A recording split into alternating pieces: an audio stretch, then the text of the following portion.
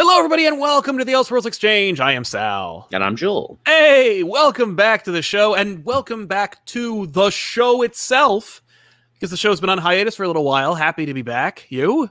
Absolutely, man. You know, again, it's in these strange times we live in where time has lost all meaning. The shows that I do, those are benchmarks to remind me what day of the week it is. So the last couple of weeks we've been away have felt really long. Yes. It's just been one big long week.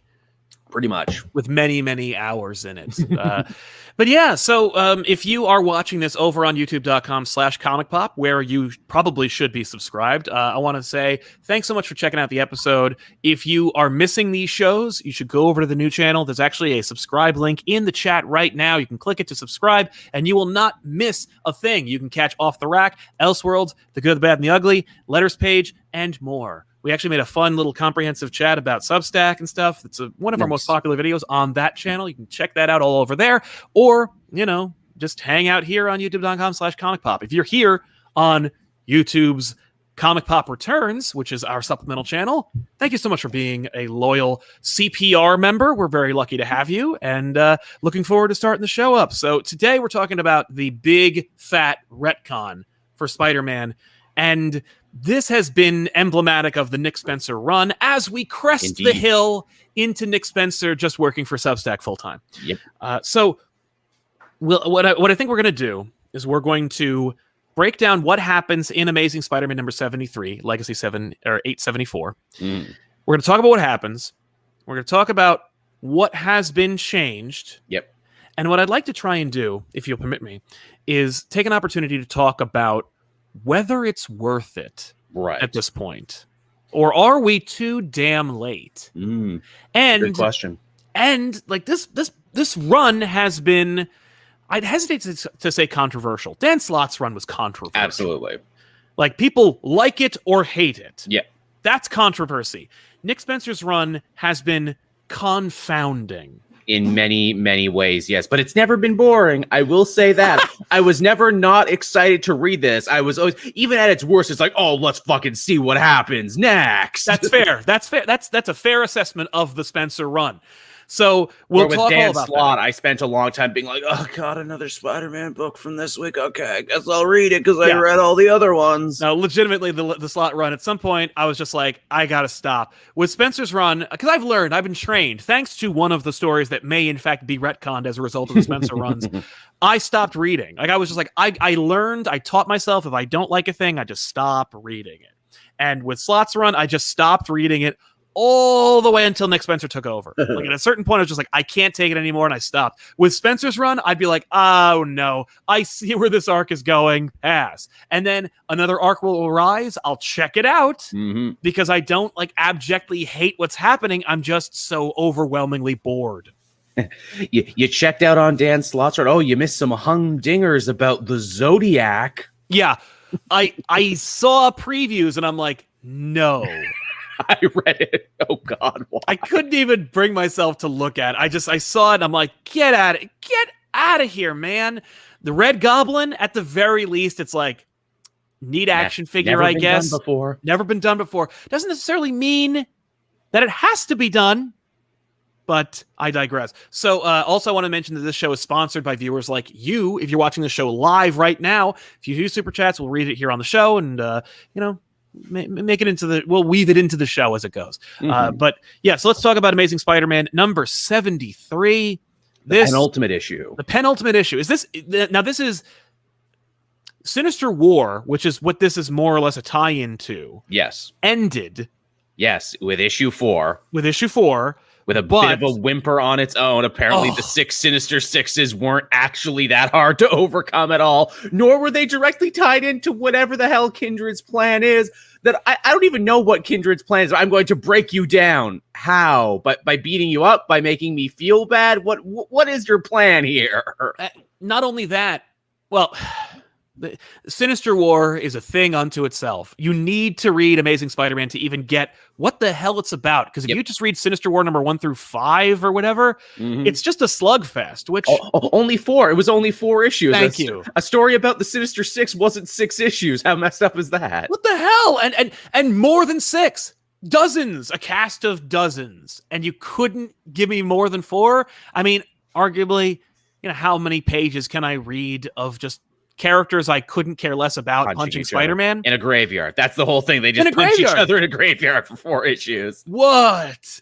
There's actual dialogue and stuff in the Amazing Spider-Man issues, but also Kindred going, yep, which he's done pretty much since the first story or since the first day issue. 1, yeah, day 1, issue 1. If he had a mustache, he'd be twirling it. Yeah, he's just twirling centipedes around his finger. But yeah, so 73. Spider-Man also doesn't save the day at the end of Sinister War either. It's the sacrifice of Boomerang and the ingenuity of Doc Ock that saves the day. Yes. I haven't had enough years of Dr. Octopus being better than Spider-Man. I need a whole event to remind me how much better at this Doc Ock is than Peter. Thank you. And hell, even if you're like me and are super invested in the superior foe stuff, don't worry, that gets rushed along too. Boomerang sacrifices himself, completing his arc, which was like good, but it comes out of nowhere and it doesn't have any chance to breathe. And also, then Beetle renounces the Sinister Syndicate, rejoins her actual friends, and they all fight on the side of Spider-Man. Again, that's cool, but it all happens so quick and has no time to breathe. Exactly. No, and that has everything to do with the accelerated end to Spencer's run, and I think really just feel it. This really weird approach to the story, which is kind of one-dimensional. So, Amazing Spider-Man 73 is the whole issue. This whole issue is an infographic. Yep, one giant retcon. The mechanics of how this makes sense, how I made it work. And I mean, yeah, again, as you mentioned, it's emblematic of so much of this Spencer run where it's like, you've spent so long explaining to me how this story works, you're not actually telling a story anymore. Bingo. And that's one of the biggest blights on this run, is just how empty it is, despite how much work it's doing. This whole issue I described as it's moving a couch up the stairs. Sure is. This whole issue was just moving a big, heavy couch up the stairs. It's got to be done. We got to get the couch up there somehow. Yeah, the door's a little too small. We'll make it fit. We'll take the legs off if we got to and roll it. And then you get it up there, and you ask yourself, do I even want this couch in here at this point? Was it worth it? Like, I'm moving into a house with my wife and my child. Mm-hmm. Do I need the couch from my dorm? Yeah, it kind of clashes with the room now. I had a lot of good memories attached to it and everything, but honestly, my old couch was fine. Sure, it's sloughing off the fake leather and everything, but I'm used to it at this point. Right. Well, and while I do love this couch and I feel like I need it in my life, when I look at the greater sum total of my existence, do I even need it anymore? Is it just me holding on to the memory, or did I need to do all that work to get it up here? Was it worth it? Someone certainly thought so. Yeah, this thing goes on. And one of the big things that you helped illustrate to me or illuminate to me was, because this arc wants you to remember a lot of things. Spencer wants you to remember the Pursuit arc. Decades worth of Spider-Man continuity, which again, because I cover this issue to issue on the channel, a lot of my fans have no fucking clue what Legacy of Evil is, or Sin's Past, or any of these other stories that are getting referenced. And I'm like, oh, you sweet summer children. Legacy of Evil was so utterly disposable and forgettable back in the day. And you can get it in every dollar bin if you just want to read what that is. That's where I see it. But I wouldn't even advertise. I wouldn't even bother, because I did read it and it was like, who cares? But it did set up a couple things. For instance, this lab. Yep. Another thing, Harry's predilection for making video tormenting personas. Yeah, a lot of AI craft. Apparently the Osborns are really big into that. Yeah. Now I should say, and we talked about this off mic, the fact that in Pursuit, that's kind of what set things up or set things in motion as far as Harry Osborn being a Machiavellian genius. Right. Because the whole life model decoy or artificial life forms that Richard and Mary Parker were made to torment Peter, they were originally created by Harry Osborn before he had his redemptive story arc in Spectacular Spider-Man. Right, when and he so died after he took the super serum that was the better the Mendel-Strom super soldier serum, or the super goblin serum, which which I will say, it doesn't say, a lot of this issue says a lot of things, but one thing it doesn't say, which is true, is that Harry Osborn was a dumbass. Yes. But the accelerated Mendel-Strom goblin formula makes you a little smarter. Interesting. And Strom gets a lot of play in this too, actually. We were probably reminded more about Strom in these last 2 arcs than we have been in 20 years? In at least 20, maybe 30 years.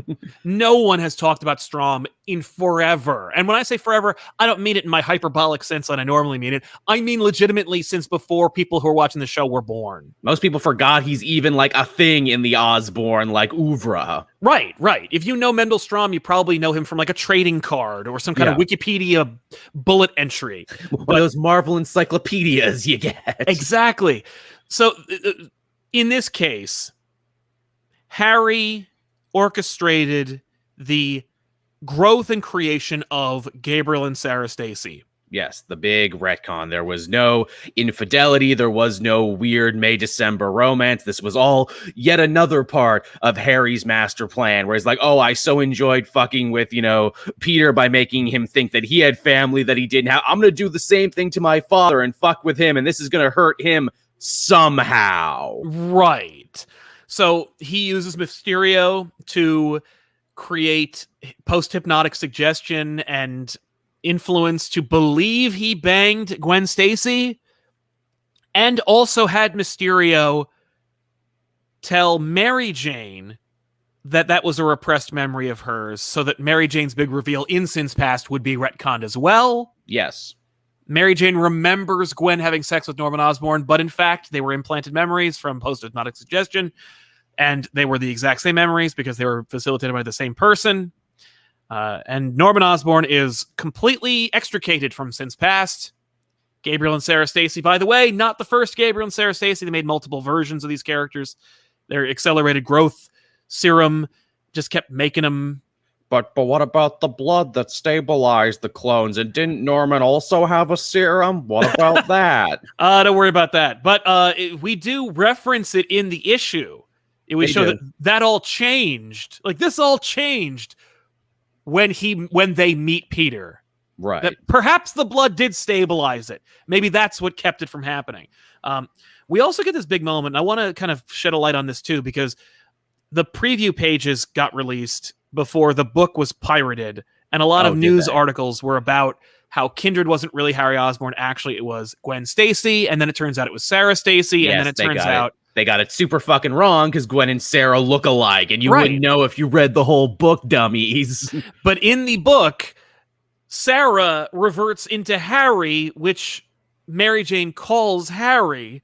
So either Kindred is a shapeshifter who starts as Harry, or Kindred means that he is Sarah and Gabriel and Harry all at once. We're all together. We're all. That's definitely what I took from it, that Kindred is an amalgam of many people. There's also some minor shit in here about the chameleon gave him a serum and I'm Kindred. I make you see whatever you want to see. And I'm yeah, but you've been talking as Harry this whole time though. Yeah.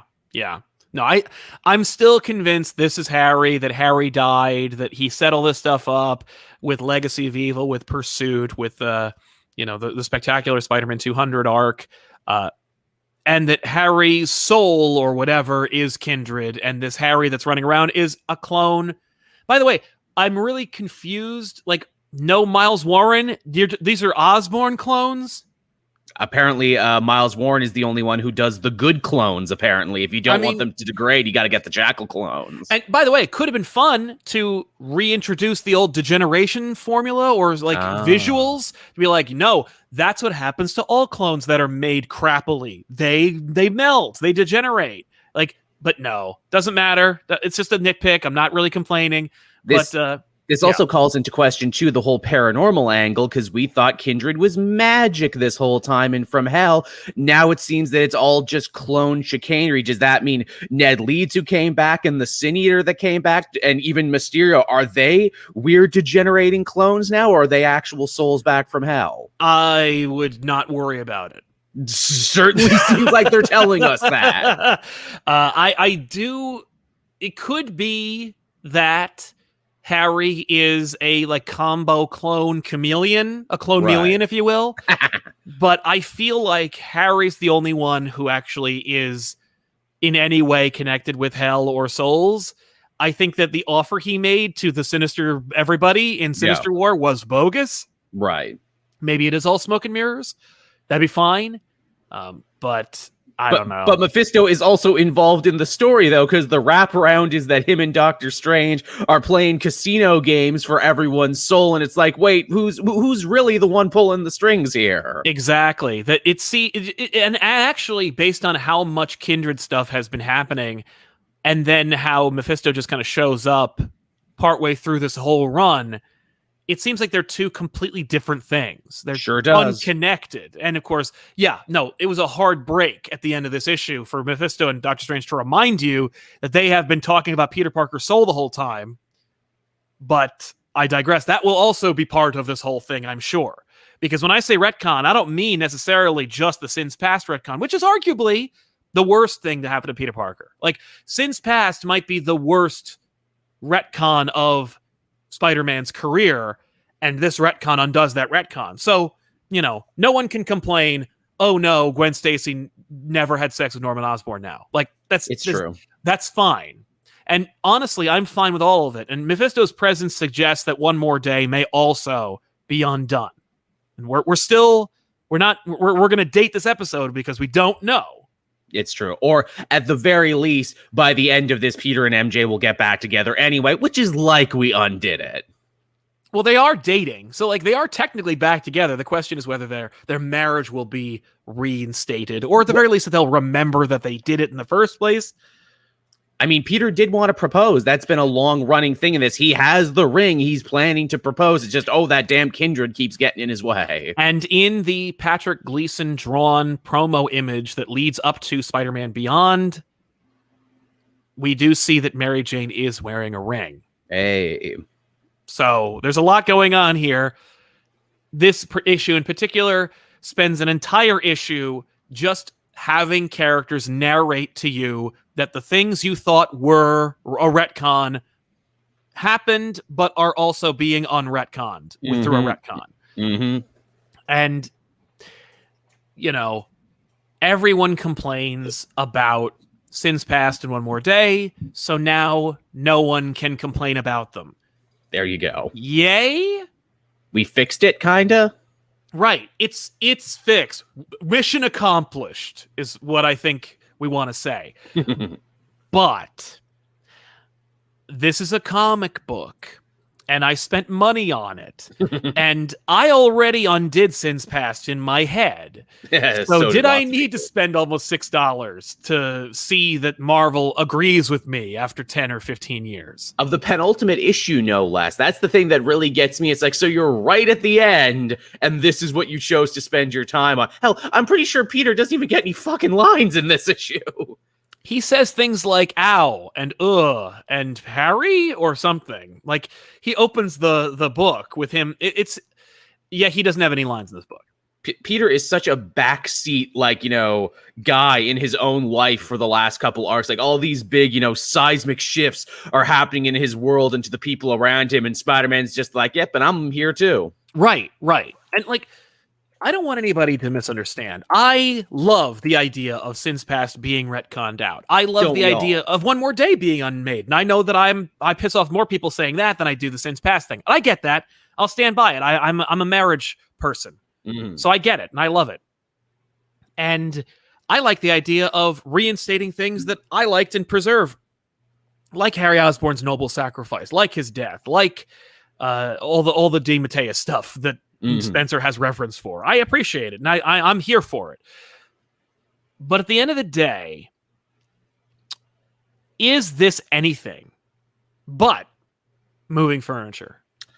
It certainly feels like that. It's so funny. I was thinking about this before we started, comparing, Nick Spencer's Spider-Man run to his Captain America run, which was also very heavy in the mechanics and the oeuvre and the nitty gritty and explaining stuff. The only difference is that, when he took a whole issue to explain how Captain America, was corrupted, how he was secretly Hydra, and this whole, extra continuity, extra life he created, that stuff was fun and interesting, and it was a con game, and it was cool to see, how is evil Captain America gonna get out of this one, man? Yeah.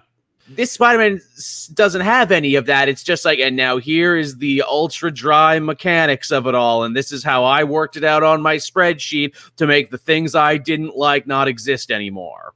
Right.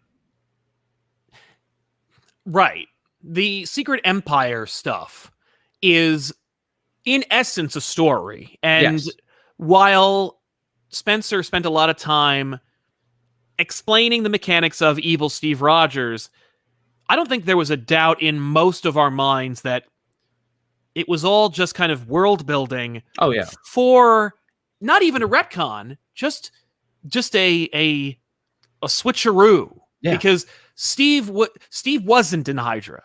He wasn't always in Hydra. And the only reason why people believed he was is because of a cosmic cube. Yep. And at the end of the story, I had no doubt that a cosmic cube would have undone all that.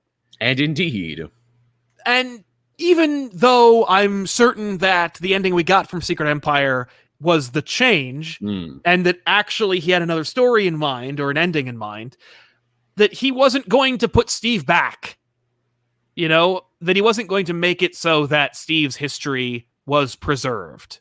It also had something to say and was topical and, was a little bit more complex and nuanced than your average comic has been. This stuff in Spider-Man, this isn't complex or nuanced. This is soap opera, but the bad parts of soap operas. It's the worst parts of Spider-Man melodrama. But even then, Spider-Man melodrama can be juicy and fun. Absolutely. Especially if you know these characters and love them. But that's not what this is either. This is all just mechanics. It's all just artificial changes, and it's all just work. Just labor as opposed to story. It's funny, I had been a big booster of this run, but I think this issue hits that special sour spot where it's oh, okay, so your story is now officially impenetrable to anyone who hasn't been reading Spider-Man for 20 plus years, but also annoying to those same people who have been reading it for 20 plus years. So you created a story that pleased no one, except for the fact that you got rid of the thing people didn't like. Yeah, no, and arguably I would say that while I appreciate him doing the legwork to bring back stuff that I enjoyed, I wouldn't say that this necessarily invalidates anything from Big Time onwards. I think that ultimately all it does is brings back the things that had been ignored, forgotten, or obfuscated to make way for everything that came from Big Time onwards. Right. I just feel actually not Big Time, I should say Brand New Day. There you go. But no one's going to want to read this when it's over.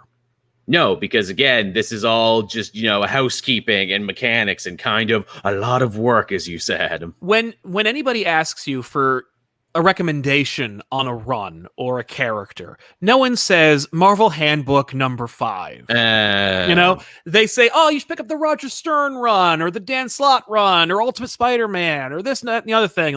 Oh, you like Spider-Man on a team? You should read New Avengers. There's a lot of runs. Hell, Jerry Conway had a couple of runs. You could read, what was it? Bob Gale had a run, for God's sake, that you could hand them. There are runs.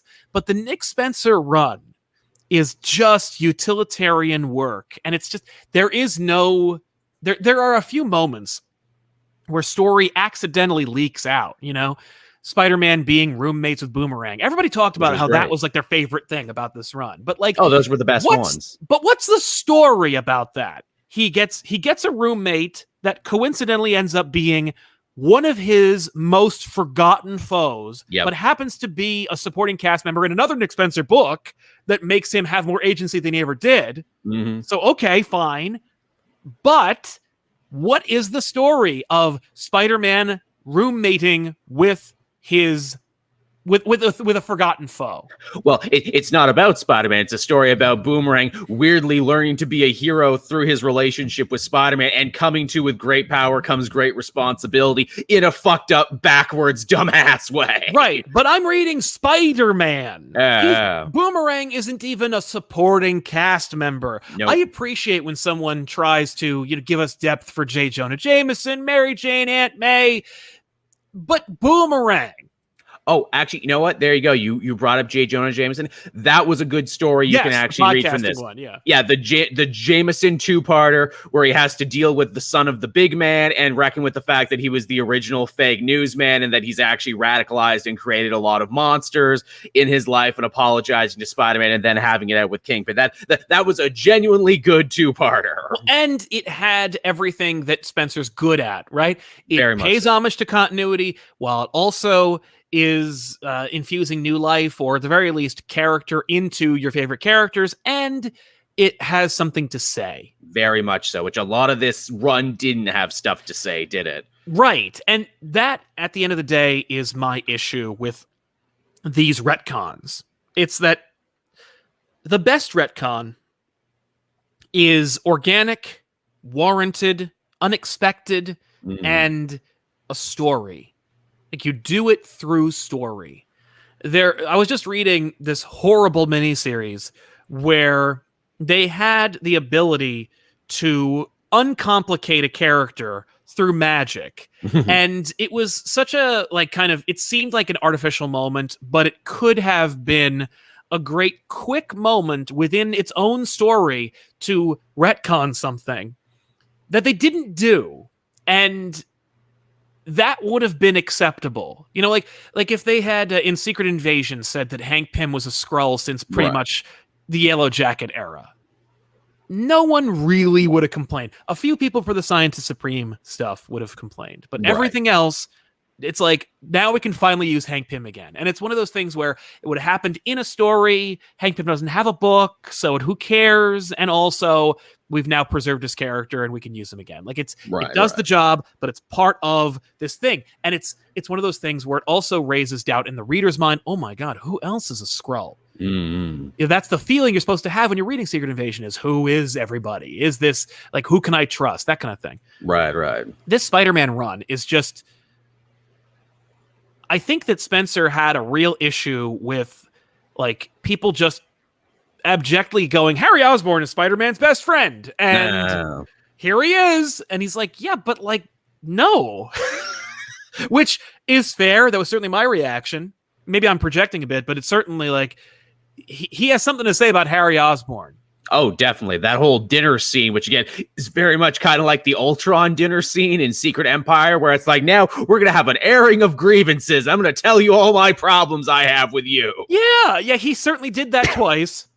And he did it with a Hank Pym, which is hilarious. But, like, so, like, what are you doing about it? I mean, like, everything about this run is kind of, like, weird. Like, from Kindred's design of, like, a behooded homeless person with centipedes. Yes, and bandages. Like, which they never go out of their way to explain the centipede thing. I'm like, centipedes eat spiders, right? That's the deal. I think that's the idea. But, like, what? There's nothing iconic about the Kindred design or the name. And it's like, well, what does Kindred mean? And I think that him saying, call me Kindred at the end of this issue is like, I'm finally going to lay up the explanation for what Kindred means. I mean, I guess it's because he represents this weird family drama between the Osborns and the Parkers and fake children and fake parents. And, I'm all of it, Peter. Can't you see? Right. But, like, when the story's over, you don't matter anymore. No, you're just going to go back to being dead Harry. Right. Or alive Harry. or AI Harry. Right. There's at least 3 Harrys running around right now. And again, is this AI Harry the same one from Legacy of Evil or the same one from Pursuit? There's so many AIs now. There's so many different, like, robot Harrys, clone Harrys, and soul Harrys that I can't keep them all. I can't keep them all together. And, it could be Spencer kind of metatextually talking about, like, oh, Harry, I used to say this back in the day, and again, it could be projection, but, like, based on the weirdness of the use of Harry and Kindred, I'm thinking to myself, like, you've never, it's like Craven, where I was like, you know what the best Craven story is? The one you know. Yeah. Where he kills himself. You know what the best Jason Todd story is? The one where he's beaten to death. You know what the best Harry Osborn story is? The one where well, actually, you know, like there's a couple, right? Like, but Harry's story, he's never really had an arc. It's just like, Harry was a pampered daddy's boy who got addicted to drugs, and he like had a real inferiority complex. And, you know, his best story is the one where he dies. Yep. But they've never done anything interesting with him ever since. And they've tried. And that's the thing, is that like Harry comes back as a result of One More Day, which what? And, you know, they tried the American Son stuff. They tried the weird, which gets referenced here. Yeah, oh yeah, it does. Well, because Gabriel's in that, so they gotta explain that crap too. It's the only other thing he's in. I love that. Like Sarah gets all the love because it's like, because she looks like Gwen, so obviously that's why she gets all the love. It's like she had a brother too who was the Grey Goblin. Yeah, but fuck him though. Yeah, but we never use that Grey Goblin shit again. And also, this is stupid. But then you got Harry. I remember during, I think it was New Ways to Die, he was like secretly working on some kind of messed up project as well. Like there was this big reveal that he was as evil as he was before, but like he didn't really know it. And then there's like the stuff with him and Lily, and you know, like there's a lot of like weird stories with Harry. Oh, and then of course, don't forget when Harry like has another kid, changes his name, and then moves away. Lyman, and moves away, and like no one did anything with Harry. There's one Harry story I actually like, and I'm pretty sure we've talked about this. It's in Civil War II of all fucking places. Yeah. Where Harry's like running Spider-Man's company firm and everything. It's like, oh, here's new Dan Slott creation, Clash. He was a villain, but I'm going to hire him now. And Harry's like, you can't trust fucking villains in your company, Peter. He's going to screw you over. Yes. And it's like, oh, look, he's not extending the same thing, you know, the same forgiveness that was extended to him for all his past wrongdoings. And it's also kind of like a story about probation and being like, of course, these guys who get out of jail can't get their lives on track when everyone keeps shitting on them from such a height. I'm like, oh, this is kind of interesting for like 2 issues and then it's done. Right. And it's just like, for me, like I knew Harry from Peter and him going to college and there being like this thing, like the whole arc where he becomes the Green Goblin again, takes the Strom formula, goes nuts and dies. Like that's a whole run. And it also is, by the way, there's a dinner scene in that one too, where Harry makes everybody sit down and listen to his bullshit. But that was like, 1996. But you know, I think maybe Spencer's trying to say something about like, this could be brilliant actually, now that I'm thinking about it, because it could be like, they've never done a good Harry Osborn story in 25 years. And all you had to do was make one of the biggest retcons in Spider-Man's history and alienate an entire like generation of readership to do it, while also undoing the marriage.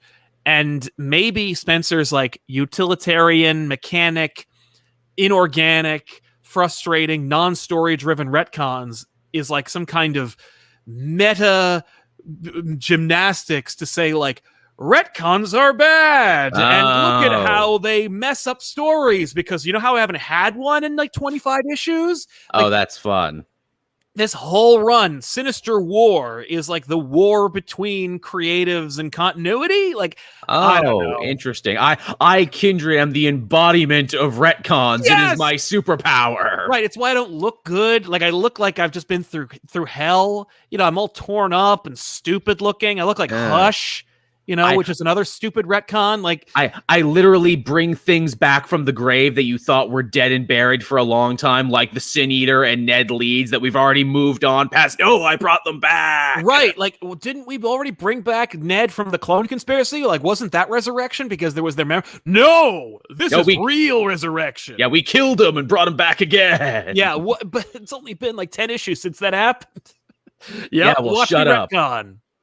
Also, technically, we brought back Mysterio, too, as well. That was the first thing we did, but we brought him back because of the movie, so that's a different thing. Yeah, well, and then maybe that's another thing. Well, it's like, I had to bring back Mysterio, and I have a fun idea about, like, smoke mirrors and retcons and continuity. Like, it could be the whole damn thing. It's just this weird, angry, like breakup letter that Spencer has written to Marvel and comic books in general to be like, continuity and retcons are stupid. And like, look at what happens when some old fart shows up and takes over your hot, young, like perpetually mid-20s Spider-Man character. They come in and they shit the bed because they're too old to get up and go to the bathroom.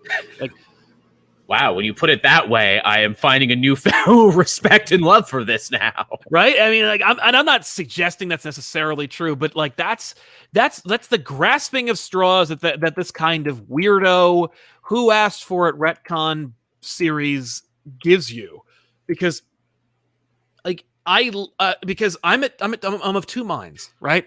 I'm glad, but is that wrong? Same. You know, like, should I be? Or should I have just gotten over it? Like so many of us have moved on. It's been a decade. Yep, exactly. And that's what this issue especially feels like. It's making me interrogate myself as a Spider-Man fan, as a comic book fan. Is it wrong that I care so much? And again, to put it in another perspective, this issue came out the same week as Infinite Frontier number 6 from DC, which is also a book steeped in continuity and lore and bringing back shit from the past. Why does Infinite Frontier work so well, but Sinister War does? Well, I know why Infinite Frontier works better, because they actually told a story for Jade and Roy and the JSA, and there was a beginning, middle, and end, and an arc and everything, and a promise of more to come. What's funny is, for me, Infinite Frontier is another one of those handbook books. I don't necessarily think that it's terribly interesting, but it's doing the work and it's setting things up. The difference being, Infinite Frontier is not just because Infinite Frontier isn't just arbitrarily or even deliberately changing continuity. It's just explaining the status quo, because DC couldn't have been bothered to actually explain what the stage and stakes are for the current landscape of the DC universe. So Williamson's like, well, since I'm the only fucking senior ranking officer here, I guess I'll be the one to do it. Someone has to do it. I guess it'll be me. Right. And so he sets up this world and explains the rules and the players and the stakes, but also is setting the stage for another story. And while Infinite Frontier is impenetrable if you are not a hardcore DC fan, because I don't think, like, who's the protagonist of Infinite Frontier?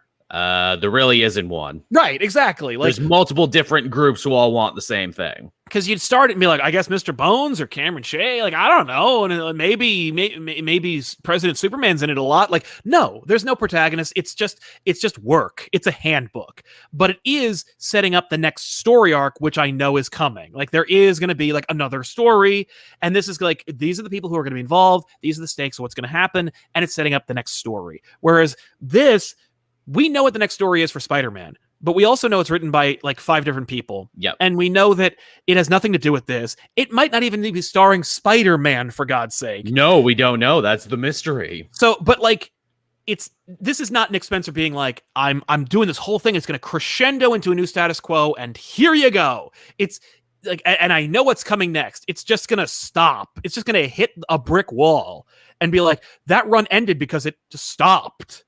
Yeah. This is just going to stop. And the whole damn thing has been culminating to what? Like, not the end of One More Day, really? Because if it doesn't, then it's bullshit. Oh, and people are going to be pissed. There will be rioting. Well, and also, then what was it all for? You know, absolutely. Like, if you did all this to change the 2 most egregious or most controversial issues in Spider-Man's history, sure, you get not necessarily a pass, but I get it. And maybe it was hard, and maybe it was work, and maybe it took a lot of editorial backlash, and maybe it cost you your job at Marvel. Like, maybe it was a lot of work to get these 2 big things changed, when really it didn't take much. Like, most folk, after Sin's Past happened, just want to ignore it. And when I say people, I don't mean readers. I mean the people at the editorial and writer level. Yeah.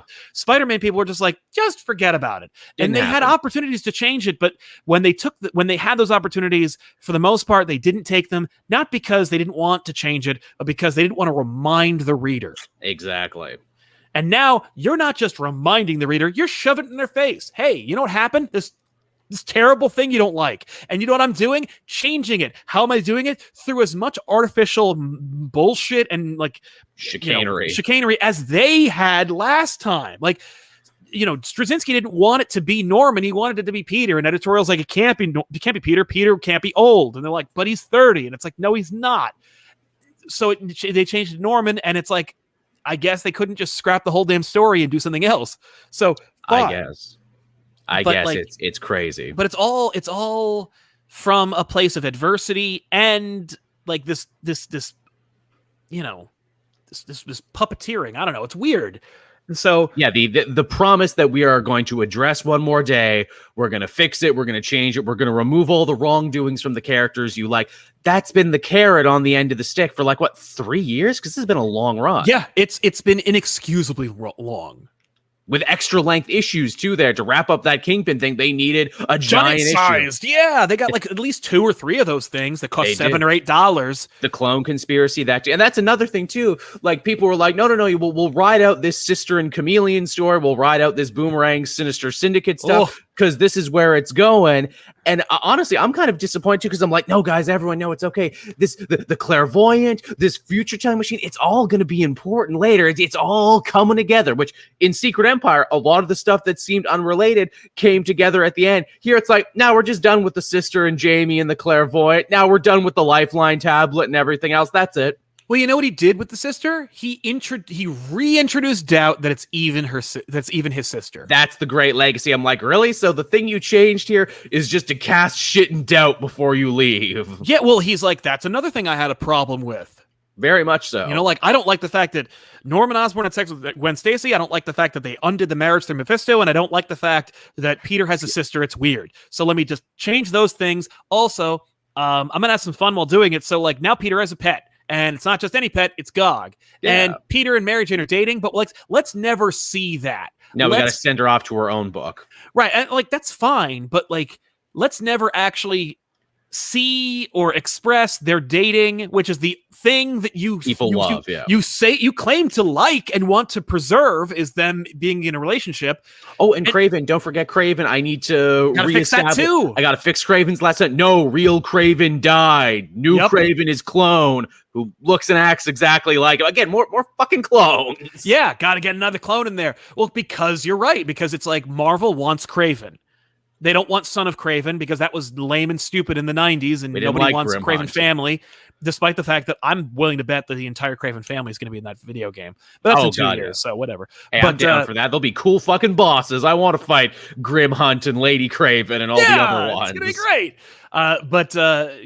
He changed all the things that he had a problem with, and it's like, on one hand, I get that, and on the other, it's like, but you're a storyteller. I'm buying these to read stories, and it's not worth it if it isn't interesting. It's a debate that we constantly have here, and it's something that I find so annoying on social media when people mention this. They're like, oh, this is why fans should be able to write things. And I'm like, no. And I'm like, no, this is a very good reason why fans shouldn't write things sometimes, because they will get too into the fucking weeds and too in their goddamn heads and being like, my head canon must be the real canon. Yeah. No, you don't necessarily. I feel like any of these changes could have been made in 4 or 5 issues less or less. And it's like, it didn't need 3 years and it didn't need to take this long, but maybe you just didn't have any ideas outside of I'm going to change these 4 or 5 big things. Maybe. And I'll write stories around them to get there and pad my runtime. And also kind of stealthily continue Superior Foes of Spider-Man, my beloved series that got canceled prematurely. So really, if you're a Superior Foes fan, then you should definitely read this because it's the continuation. Yeah, absolutely.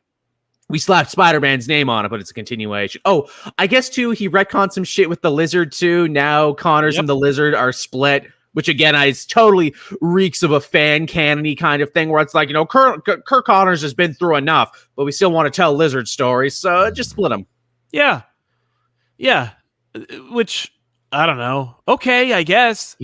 Connors is also still living with his gross lizard clone family that are left over from the clone conspiracy. Remember that? Yep. Because you didn't pay attention. Like, it's like Rick Sanchez, like changing things up and then leaving the reality. Like you didn't fix the family though. No. Man, I really hope if we do end up getting, the clone Spider-Man as Spider-Man, I hope someone has the idea for him to go to the Lizard family and be like, oh, guys, sorry for the part I played in that. I was in a dark place. Here, I made some juice that will make you not gross lizard people so you don't have to live in the sewer anymore. Yeah, I would hope so. Come on, Ben, get your shit together. Right? Yeah, we're going to need Ben to do that, I guess. We'll see. That's a story there. Come on, Zeb. That's a free one. Right. The funny thing is, I feel like Zub would be like, or not, Zeb. Yeah, Zeb. I'm sorry. It's Zeb Wells. Zub. Jim Zub. So, but Jim Zub's not doing this. It's Zeb Wells. But yeah, no, it's like, I don't know. It's confounding. Let's jump into some super chats. Maybe they'll help us. A lot of good ones. Moving on, because Brian Rowland says, can't watch live because of work, but I'm glad to see you both back. And Gwen Stacy doesn't screw old men. You guys rock. I agree. It's nice, isn't it? It's the little things. Right? It's not much, but it's enough. I'll take that W. Scarlet Hottie, this week's retcon is American history, fellas. I guess. Yep. Gerald helping us out. Thank you very much, Gerald. Really appreciate it. Thank you so much for your support. Joey Amorum with a thumbs up. Thank you very much. Give you one too. Thank you so much, Joey. Memento Mori. Hey, you're live on both channels. That's awesome. Yes, we're doing it live on both channels. Just to remind you, listen, if you like this kind of thing, if you like the live stuff, but you love back issues, you don't have to just subscribe to one. You got another channel that's just for that. So go into the chat and click the subscribe button and you'll be able to join us over there every week. Swordfish97 finally caught you guys live. I'm glad to see it, man. Thank you very much. Eddie Eckenberg, I have probably read over 1,000 Spider-Man comics and I still had to go read the wiki to understand what was happening after reading this comic. Yep. It's a lot of work and like not very penetrable.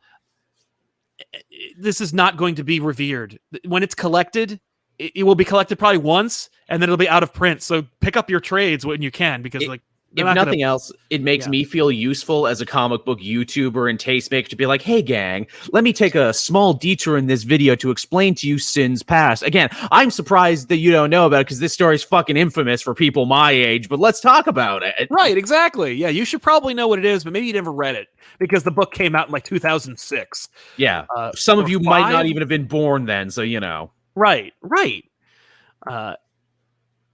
Deb M, this could have been done in 4 issues, maybe less. Yes, I agree. Yeah, no. I mean, like, I'm not saying that, like, the problem is the amount of issues. The problem, for me, the biggest problem isn't necessarily even the retcons. It's how clunky and late to the party and devoid of story this is. Yeah, I kept giving Spencer all the credit in the world and being like, no, see, it's all gonna add up in the end, like Secret Empire added up in the end. He's laying breadcrumbs, man. You know, we're in a box, we just don't see it yet. Oh, we're not actually in a box at all. Actually, you are just making shit up as you go. Okay. Yeah.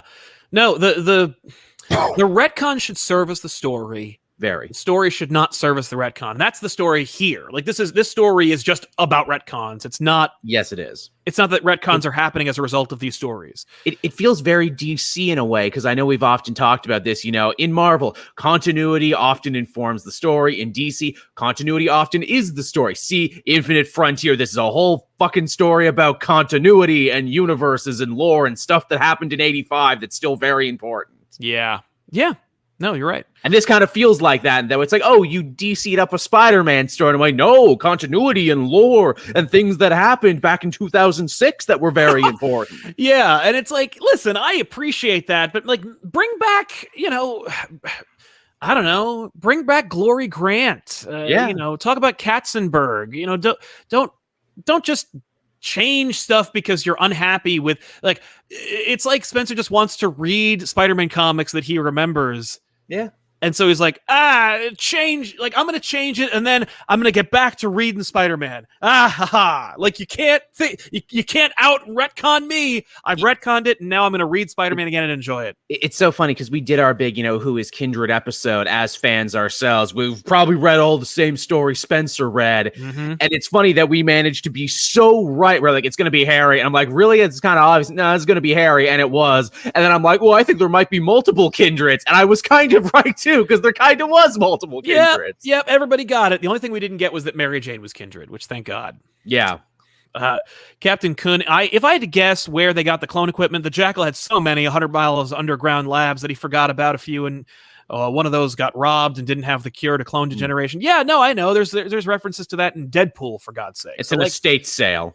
Yeah, but with a book that has all this explanation, Harry doesn't happen to mention the Miles Warren connection at all. Is Jackal alive or dead right now? I know he was over in the Gwenpool book making He's trouble. always, well, he has so many clones, it's like, who knows?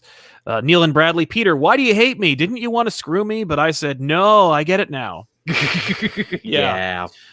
Crimson Echidna says, this retcon feels like throwing the baby out with the bathwater. Since past is gone, but it's come at the price of making both Osborns pawns of Mephisto. Yeah, that's right. There's also that retcon. Also that Norman made a deal with Mephisto, and maybe he even got inspired to make a goblin because he was in league with the devil. Yeah, that bugs the shit out of me too, where it's like, no, Spider-Man fans wanted less interaction with the devil, not more interaction with the devil. And that's the thing, is like, I need to make this retcon, and I guess I need to get like deeper into it's like having an income property and just being like, no, this is a you know, this is a money pit. You don't get out of the Mephisto problem by adding more Mephisto to it. You get less Mephisto in there. You have Mysterio or Chameleon go and be like, nah, man, I just made myself look like the devil. Right? You never actually met the devil. That's stupid. Yeah. How is Omit better than this? Tell me about it. Denial, this revelation could have worked better if it wasn't dumped into an issue and rushed out. The penultimate issue, no less. Right? Was worked into previous issues as a backup in this lame arc. Yeah. What is this even about? It's just about this, right? It's not about anything anymore. That's the really disappointing thing for me. It's like, oh, so this story is officially about nothing anymore except than just retconning, because you're not going to be able to fix it in the final issue again. We're this late in. What is Kindred's plan anymore? Right. There's an issue where Kindred kills Spider-Man like 100 times. That was cool. He did it. Like, you got your revenge. Which also begs the question, if you're not paranormal, how did you kill him 100 times and bring him back? Is he a clone? Did you clone him a bunch when you killed him? Mysterio? Did he just think he killed him a whole bunch of times? Is that going to be the final twist? Mysterio being like, yes, and this was all about me, actually. This is my great plan, because I was the villain in the first issue. You didn't see it, because this is the greatest Mysterio plot ever. Yeah, and now I'll kill myself. Like, it's just... Again, as my encore. Yes. See you in hell, fucker. You know what? I would applaud that. And then he's in hell, and Mephisto's like, "You're a good boy, Quinn. You're a good boy. I knew you were." Nicely done. Okay, here's a rad new costume. You're gonna be my pawn from now on. Oh, he becomes the devil. He gets his own seat in hell. Yes. And his final is like, you know what they say? It's better to rule in hell than serve in heaven. That's it. There's your ending. Silver Knight. Hey guys, it's been a minute. Now that Harry has been revealed to be the ultimate evil, devious genius, who do you think has been retconned harder, Harry or Thawne? I think Harry's been retconned harder, but I can't stand Thawne. I mean, like, at least Thawne stays pure, where it's like, no, I'm just an asshole. I just don't like you, Barry. Yeah, I'm just a piece of shit. But I'm also a sick super fan who loves you. Yeah, no. Harry was like a pill popper who could barely pass college. Like, there's no. Pop Culture Guy 3000. Spencer, sorry guys, I'd love to undo one more day, but I'm too busy transitioning into managing Substack to write anything that deep before I go. Haha.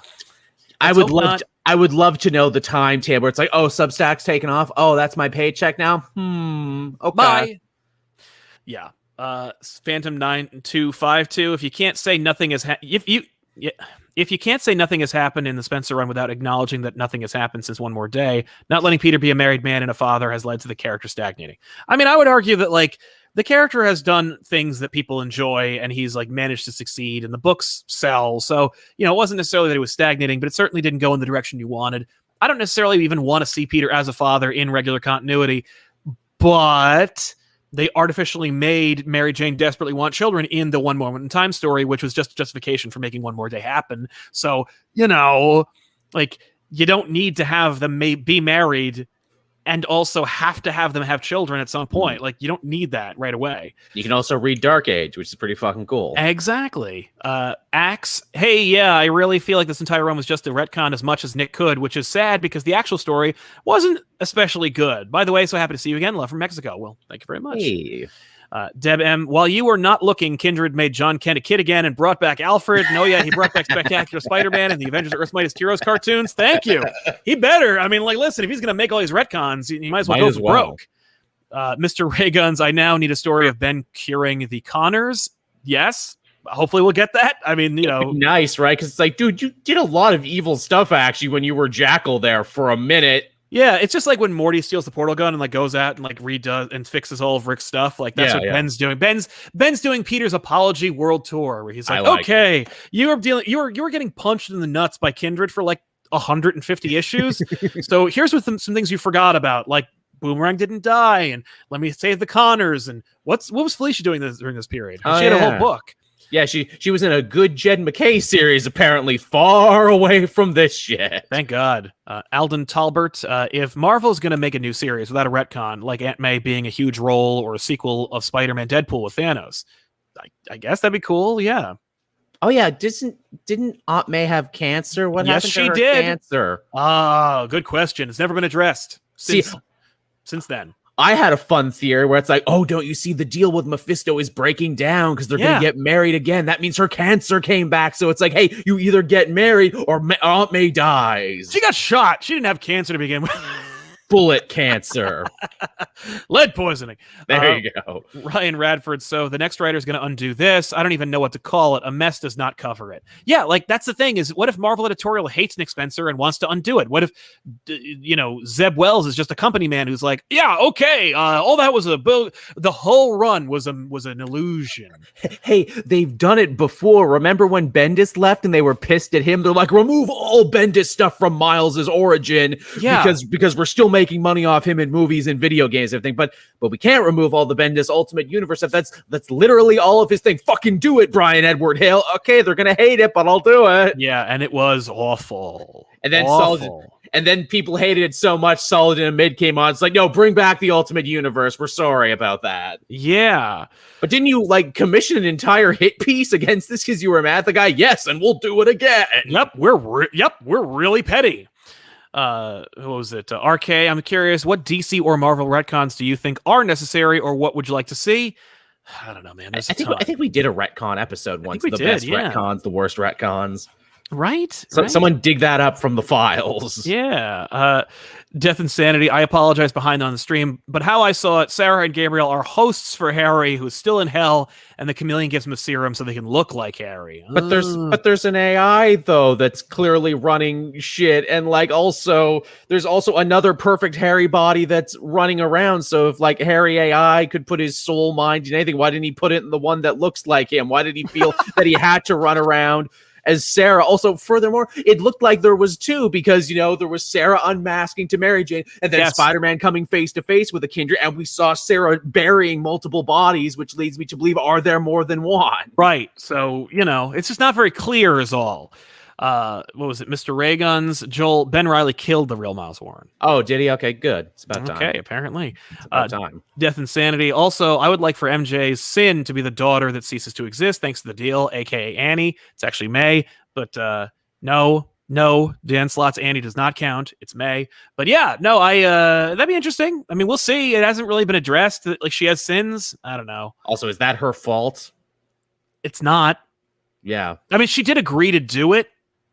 But isn't that like 3 or 4 retcons ago? Didn't they try and do more to let her off the hook about it as well? I feel like that's true, yeah. One more day retcon, but what part of it are we getting rid of? Are we getting part of the original deal with the devil stuff or the stuff that came later with Doctor Strange? Oh, we're going to use science magic to make everyone forget. See, that's the thing. People are talking about this the No Way Home Doctor Strange stuff, and they're like, oh my God, they're using One More Day. This sucks. I'm like, no, they're using imagery from One More Day, and they're using the explanation from One Moment in Time, which is actually better. Kind of, quote unquote. I mean, I think by that point, people were just so pissed off and annoyed. Yeah. But also, clearly, it doesn't matter because we're still talking about how the devil did it, even though arguably he did not. Right. He didn't anymore, and they did it like within less than a year, and it was like, oh, but people are still pissed. Yeah. Hey, we got one more issue from Mephisto to bring that up, but remember what you did, Doctor Strange? I mean, like, let's hope that the Mephisto thing is wholly, like, I need a giant size issue just to have Mephisto meet Peter and be like, ha, we're dealing with this, and then we're never going to deal with it again. Eddie Eckenberg says, this also means that Sal's prediction of War of Goblins and Symbiotes might come true. Eddie Brock versus Mephisto. I'm telling you, man, Goblins and Symbiotes, waiting for it. Print money. Hey, we brought Ned Leeds back, and they kept implying Ned Leeds was going to become the Hobgoblin again because we saw like art of it, and then it never happened. Yeah, no room for that. Got to do more retcons. So clearly, Sinister War was supposed to be 2 more issues, and clearly Ned Hobgoblin was supposed to be on one of those teams. Yes. Jam Call X, but didn't MJ know that Gwen cheated it, but it had kept it a secret shame from Peter? Was she brainwashed as part of the plan? Yes. In this issue, it was established that like she went to therapy and Mysterio made her think that she saw that, knew that was actually her therapist, which leads to the problem too, where it's like, okay, then how much therapy did she actually get at that point? I mean, she gets really well adjusted kind of like quickly, so I'm guessing a lot. You know, like she was seeing multiple therapists in a day or something. Mephisto, you are fine now. Right? Or, sorry, Mysterio, you are fine now, says I. Yeah. Lucha Dandy, can we keep doing the Thawne meme with the Mephisto? It was me, Peter. I'm the reason why Otto had the hots for Aunt May. Ha ha ha. Apparently, he is responsible for everything now. Yeah, Mephisto is just being used for everything. Tevia, why can't Peter and Mary Jane be parents in the main universe? Because it doesn't make any money. Memento Mori says, is that Jed McKay Catwoman run, Black Cat run, is freaking dope, by the way. Highly recommend. I hear it's like a fantastic series. I was kind of waiting for a trade, honestly. And I feel bad because I don't like, it doesn't help the series to do that. But I know. But the fact that so many people are so like gung-ho for a Black Cat book means it must be good. Yeah, that's true. I'm liking his Moon Knight. I read the first 2 Moon Knights. Yeah, I like it enough. Girk Pectus, did you see the trailer for the game Marvel Midnight Suns? XCOM is my favorite game series, so I'm very excited, even more than the Guardians of the Galaxy or Wolverine games. It's a cool mix. That's cool. I am not in any way more excited for that XCOM game that I am for Wolverine. Man, what a great fucking reveal. That I love some people when I'm watching their reactions, they didn't know like, oh, Marvel, this must be Spider-Man. Oh, a beaten up bar, a man in a cowboy hat. It's Wolverine, it's fucking Wolverine. I knew. Yeah, that was awesome.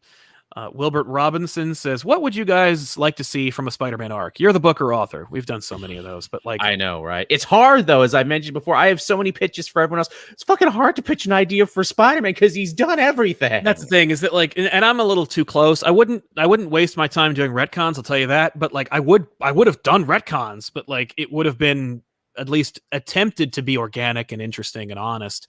Because I would want to talk about like, you know, I'd really want to do more J. Jonah Jameson stuff. I'd want to see more relationship stuff. It'd be a lot of Peter and Mary Jane, and you know, it'd be a lot of like the Feast shelter's back now. Yeah, that'd be fine. I don't really care about Feast, you know, because I don't really remember it. Like, you know, I'm like, oh, Feast, whatever. You're just trying to give Aunt May something to fucking do. I mean, yeah. but you know, like there's a lot of stuff with the relationship between Peter and Mary Jane that I would really want to play with. Just see Spider-Man like fight his old villains and, you know, try to like balance his life, and it's just the usual shit. But like usual Spider-Man shit, I'm not trying to set the goddamn world on fire or change everything or have him meet 10 different versions of himself. It's just keep it intimate, small, and New York based. That would be maybe that's the problem with Spider-Man recently. Everyone wants to set the world on fire. No one just wants to, you know, do the laundry. Yeah. But I want to see that, and I promise you it would be cool. King Sport Cal says, I just want to say that Joel and ComicPop crew have been an integral part of my life for the past 7 years. Still rewatch old episodes of back issues and laugh. Well, thank you, man. I really appreciate it. It's good to see you again. Means the world. It's been a while. And now there are a couple of others that I completely missed on. So here we go. A. Carter says, glad to catch you guys live. Toss a coin, your favorite YouTubers, and keep up the good work. Okay. Well, thank you. I appreciate it. I'm trying to understand. I'm trying to parse it. Do you mean what our favorite YouTubers are, or do you mean between the two of us, it's a coin flip between who? Well, I think they were also doing a toss a coin to your Witcher thing as well. Oh, well, thank you. I see. That's Valley of Plenty. There you have it. 343 Burning Legion. Yay, a new Joel collab. Take my money. Well, I don't mind if I do. Thank you. MNNM says, this solidifies Mysterio's a lazy retcon machine. You don't know how to undo this hole you dug yourself in? It was Mysterio screwing with us the whole time. It really is. Like, this story is just like he was there every step of the way, taking Harry's money, but apparently had no bigger plans for himself, which really kind of makes Beck look like a dummy. Despite the plans that he did have between those stories. Yes. Even though we are now implying that Beck knew more than anyone, was attached to all of these big things, and just took the money and kept his mouth shut and never tried to do anything with it. And also died and went to hell maybe, came back, but maybe not. Yeah, no, definitely. All that and more. No, actually, so Beck made all these deals. He did all these things, and also killed himself because he was defeated by Daredevil. Like, yeah. Oh, but he was also monkeying around with the Ultimate Universe, and that is a good retcon, actually, from this that goes, nope, yep, that was Beck. He was on top of it. Mephisto actually gave him the idea. Yeah. Ah! So that was actually him. That was, because again, that was a weird thing in between, like, Mysterio stories where it's like, wait, is he the Ultimate Mysterio? But wait, I thought he was, how's he doing this now? Well, now we know. Yeah. That yes, he actually was. So that's a good retcon. I always liked the fact that he was, Ultimate Mysterio. That was a good idea. Yeah. So one of the actually like retcons that could be like, hey, you know what? Good job. Yeah. Ross Boss bonus. This reveal feels like Nick Spencer was planning on undoing One More Day from the start of the run, and then halfway through decided to undo Sins Past as well. Well, he was at it. Yeah, it's like, well, you know, while I'm here. Yeah, well, and it's like, you know, actually, the one that's like more egregious and more people will like me for is the Sins Past change. Yeah, that's true. Could be, because it really is like in the penultimate issue. It's like, what the fuck is the point of having Kindred unmasked? You already unmasked once, and now you've just overcomplicated. It's like, wait, so he was Sarah, but he wasn't Sarah. But what about all that stuff he wasn't there for that he clearly knew about Sarah and the twins? Well, none of this makes any fucking sense for the dinner scene. Then he's literally been talking as Harry this whole time, unless there are multiple Kindreds and they were trading off every so often. Right. Like which Scream. Yeah, which is how they can be in multiple places at once, which I don't hate that idea for like the mass person that there's more than one. Yeah, it'd be actually really fun if Mephisto shows up and he's like, "What are you doing? You're all clones and crap. Shut up. I hate this. There's no magic and crap. Everyone dies." Yeah, really just snaps his fingers. I could do it whenever I wanted. Yeah. Woohoo! RK, I'm curious what DC and Marvel icons. We did that one. Death and Sanity. I apologize. Yeah, no, he did that one and that one. Okay. We're almost caught up. Here we go. Memento Mori has a great question. Excellent question. No, they're all great, but I appreciate it. He says, having read Garth Kirby in the Cookbook of the Gods, which is a comic book you can read on Comixology that I wrote, I'd read your Spider-Man, Sal. Well, thank you, man. I appreciate it. I would, yeah. I mean, I would give it an honest try. I try very hard. Ryan Radford, I'm surprised he didn't turn May into Marissa Tomei, because why the hell not? Makes as much sense as anything else. Yeah, I mean, maybe, oh, hey, how about this? At the end of this whole thing, this whole goddamn thing, when he does deal with Mephisto, he's like, hey, May's got cancer. My marriage is undone. I got to deal with this dumb stuff. Doc Ock, Harry. And he goes, okay, Aunt May was going to die because she got shot in the stomach as like a 105-year-old woman. Yo. I'm going to de-age Aunt May and make her like 48. How's that treat you? I'm like, I feels like a lateral move, but okay. I mean, I guess it'll add some complications to my life. Yes, yes, it will, won't it? I'll never forget. Every time you look at your Aunt May and think like, man, she's strangely attractive, it'll be my victory. My doing. Never forget. This is how I break you. Every villain's trying to break me recently, but like, I don't know what that means. Right? Are you like trying to break me mentally? You're trying to like make me feel bad or like contemplate suicide or contemplate quitting or like what? Am I like Marvel's Job? What the hell's happening here? Yeah, that and Hulk is like, no, I am Job. That is why we keep putting quotes from the book of Job in my book, asshole. Oh, God. Jam Call X, Mephisto. I created Rogol Zar and Marcus and Mortis. Great. He's in his "but it was me" Dio phase. Yeah. It was actually me, Mephisto, all along. It was me. Girk Pectus, what do you think of the Injustice movie? I don't understand why anyone's excited when you can just play the game.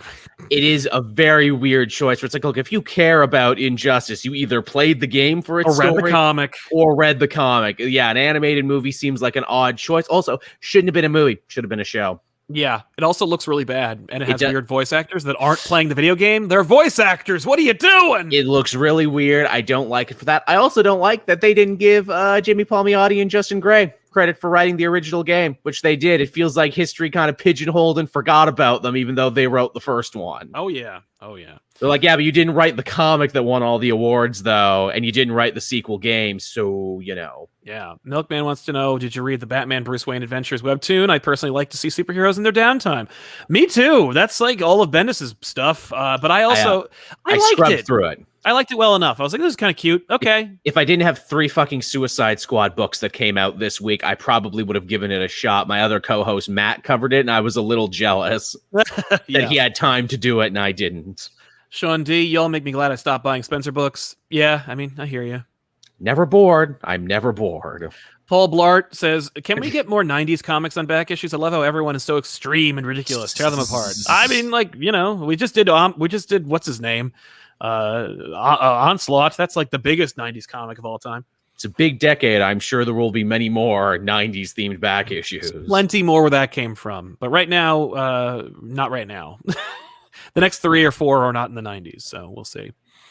The Captain Coon, Ant-Man's cancer was introduced and resolved in Tom Taylor's Friendly Neighborhood Spider-Man about 2 years ago. Did they really? I thought that book ended prematurely before he could deal with the cancer. Yeah, me too. And like, yeah, I don't remember that. I don't think that's true. Also, she just because I want to say that when she reopened Feast, they ever so briefly mentioned that she was sick again. Yeah, no, the Amazing Spider-Man book never dealt with it or addressed. They addressed it, but never dealt with it. But she didn't want to tell Peter. Yeah, I don't want to worry you. Yeah, no, he does talk to her, I think, in Friendly Neighborhood, but I don't think they resolved it. Golly Frederick, did you guys like Netflix's Castlevania? Also, are you excited for the spinoff in the works?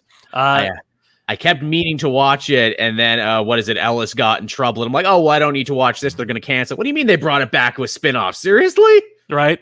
I didn't. I liked it well enough. It was like, this is fine. It didn't really blow my mind, and so I don't care. I'm not a vampire guy. I dig that people like it. I like that a Castlevania thing can be this big and this popular, and it means that Netflix is rolling the dice with weirder, more out there concepts for adult animation. Agreed. Crimson and Echidna, we need a remix of Agatha All Along, but with Mephisto. I'm kind of surprised Marvel didn't do it. Yeah, they just done didn't everyone's right fucking bullshit about Mephisto. They're like, no, this time it actually was Mephisto all along. Right. And the derpiest of derps says, I just thought it was funny, found you recently and watched a few first episodes of the Elseworlds Exchange today, only to see it return that very day. Well, I'm glad that you checked it out, man. Welcome to the channel, and thank you very much for checking out the show. So there you have it, ladies and gentlemen. This retcon happened, and it is ridiculous. And my question ultimately was just like, after this much time and this much effort and this much like change and this new cultural consciousness of the character and the status quo, are these retcons? Right, what was it all for? And was it like, not only like, is it worth doing anymore, but also like, should we, like, you know, should the story service the retcon or should the retcon service the story? Ultimately, if there is no story and you only have retcons, I don't think it's worth it. Yeah. It's like you don't just eat sauces, you know, you just don't eat seasoning. You need like actual food in there. Exactly. I need food in there. I need nourishment. But I have so much donkey sauce, aioli. I like you likening it to a Guy Fieri restaurant. There you go. Girk Pectus says, I'm really sorry to bring up Linkara. I know his other fans annoyed you. Yeah, well, they just brigaded the channel. We're like, you know, Linkara did this video. I'm like, oh, shit. I didn't realize that I couldn't do a video after 12 years. Didn't know he owned the copyright to this shit. Yeah, I didn't know he owned that book. But his Dresden Files review did a did good. Any chance you could doing any novel adaptations on GBU? No, we're not doing that. I have no interest in doing that. Yeah, just throwing that right up there. Yeah, I'm not going to do that. But I mean, like, you know, not to discourage it or disparage it. We're not going to do that. There's so much more stuff to do that I'd rather do. I'm not going to do stuff just for. It's also hard enough to get obscure comic characters to do numbers, let alone let's do obscure novels. That's the thing. Yeah, no, I'm not going to bother. And Dan Dragon, what character do you guys think would work best in an anthology short akin to Batman, Gotham, or Halo Legends? I mean, all sorts of. I would like to see them do some DC horror characters in anthology. Yep. I mean, they basically do with those DC showcase there. We got Sergeant Rock and the Howling Commandos. Yeah. We got The Spectre. We got what was it? It was really good. Phantom Stranger had one. There you have it. Yeah. I mean, like, honestly, it makes the most sense to do that with the Magic characters because they have a tight-knit fan base, but they just don't sell like original books. You know, it's just it's hard, you know. Yeah, put them all together. But do that, you know, do that with those types of characters, you know, like the Blackhawks or the Howling Commandos, or, you know, like any number of characters that like that could have an audience or could build an audience, but just don't have the numbers or don't normally pull in the numbers. Western books, they did that for a little while. They did, All-Star Western, which I quite enjoyed. Yeah. But yeah, so we want to thank you so much for hanging out with us and for joining us. And if you are watching this live on Comic Pop, youtube.com/ComicPop, and if you haven't already subscribed, make sure you do so because we want to get to 100K by the end of this year, please.